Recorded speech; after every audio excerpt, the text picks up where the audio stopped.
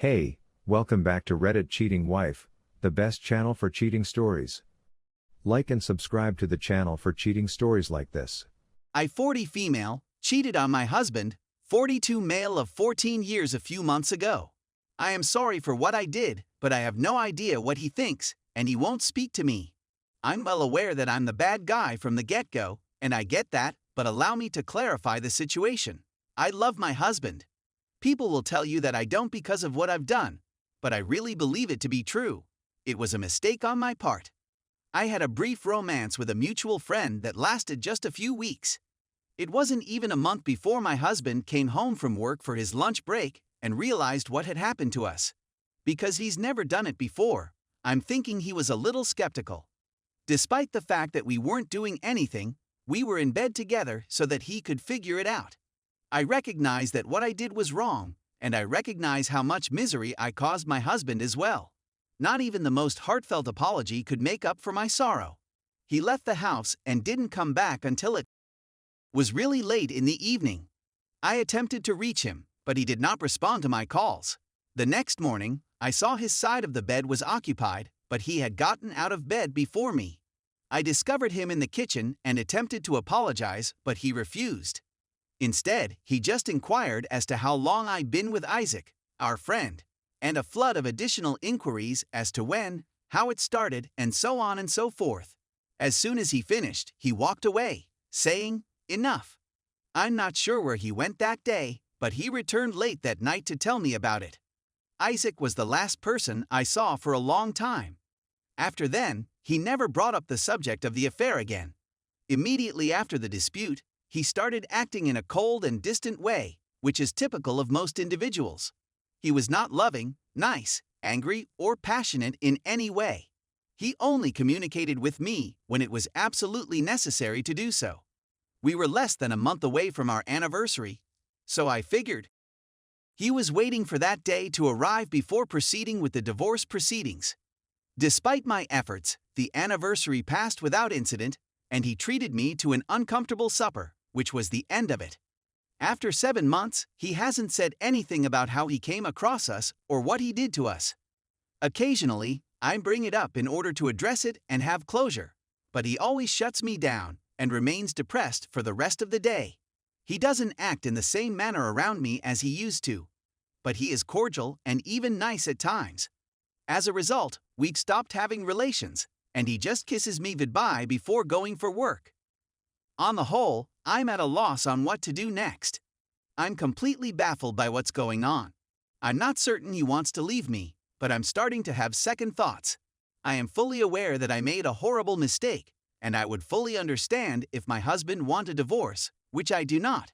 What I find difficult to fathom is his laid-back attitude toward life.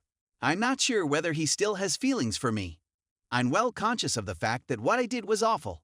This is something I don't want to happen to him, and I'll never do it again.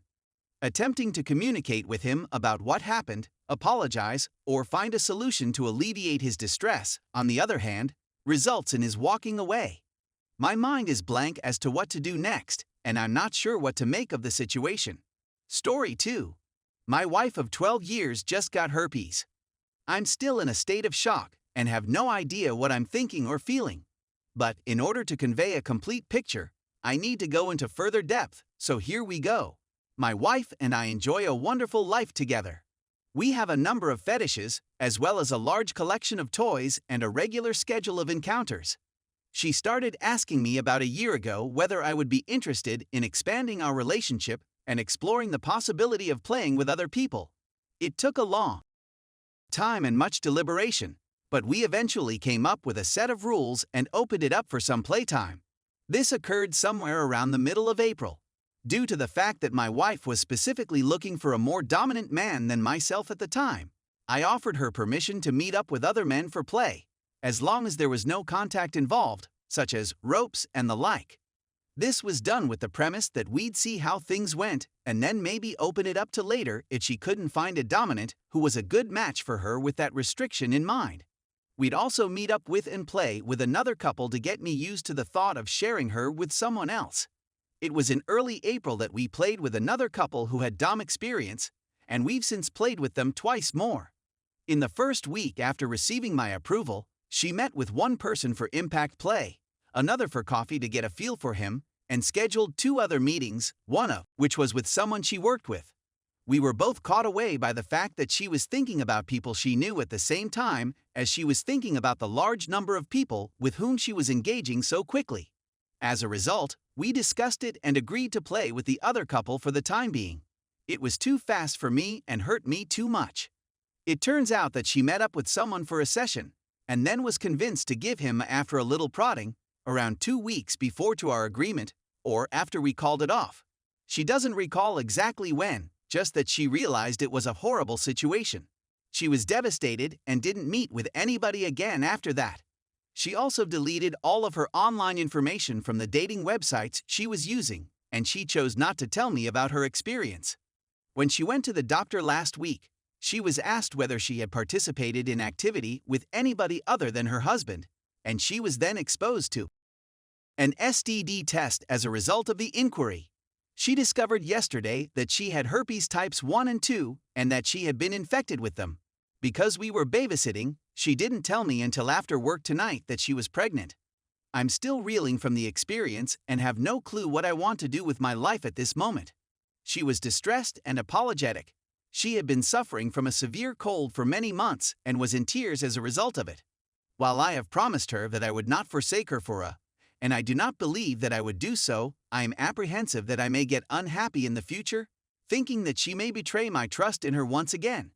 I was quite disappointed in her, despite the fact that I know she still loves me, and that this was not about her falling in love with someone else or anything like that, since it was a significant breach of trust on her behalf. I'm not sure where I should turn for assistance with this. That health problems that my wife was experiencing forced us to relocate across the nation some years ago. My wife and I are both keen gamers who tend to be more reclusive when we are out in nature. Even though I've always had a huge number of friends, I haven't developed any close enough acquaintances in this nation with whom I would feel comfortable discussing this. For the same reason that my friends who I haven't talked to in a long time have become distant and have ignored my previous attempts to reconnect with them, I will not be phoning any of my friends in the near future. Aside from that, I don't want to contact my brothers and sisters because I don't want them to find out that my wife was having an extramarital affair with another guy while I was gone. So yeah, I'm having a horrible day, and I'm not sure what to do about it, if anything at all, to make it better. Neither of us had any expectation that she would be unfaithful to me, and when we spoke about seeing other people, STD were the major source of concern for us both. I want to schedule my own exams as soon as I get the chance. We reside in the same home as each other, but we do not have children. For the time being, the only thing that I can manage to think about is all of the what-ifs that may occur in the future. What is the value of living with the continual fear of contracting herpes if I do not have it at the moment? Is it feasible for me to continue to put my faith in her in the foreseeable future? I still care for her, and I'm certain that we'll be able to work through this, but I'm sorry about the situation. Without making this message any longer, this is probably all that is necessary to say, but I felt compelled to voice my ideas anyway. Greetings, and kindly accept my apologies for any errors that may have occurred during the presentation.